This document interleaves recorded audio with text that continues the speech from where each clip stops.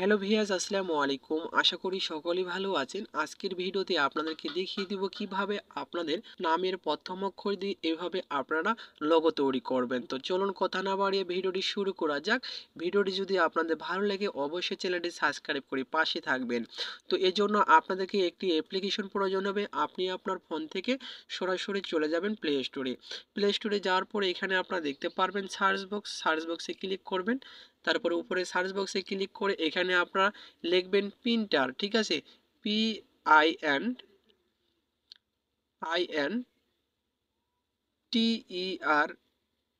লিখে সার্চ করার সাথে সাথে আপনাদের সামনে একটি অ্যাপ্লিকেশন চলে আসবে। অ্যাপ্লিকেশনটি আপনারা দেখে নিন, লোগো দেখে আপনারা ইনস্টল করবেন, ঠিক আছে। ইনস্টল করা হয়ে গেলে আপনারা এখান থেকে ওপেন করে নেবেন।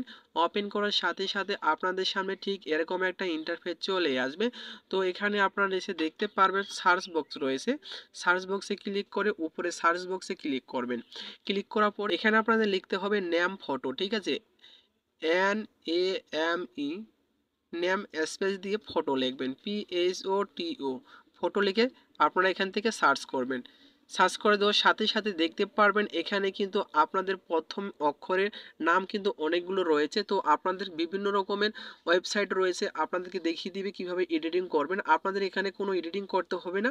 আপনার নামের যে প্রথম অক্ষরটি রয়েছে সেটা আপনারা এখান থেকে চয়েস করে নেবেন। চয়েস করানো হয়ে গেলে আপনি এখানে আপনারা ক্লিক করবেন। ক্লিক করার পর এখানে থ্রি ডট দেখতে পারবেন। থ্রি ডট উপর ক্লিক করে এখানে দেখতে পারবেন আপনার ডাউনলোড ইমেজ।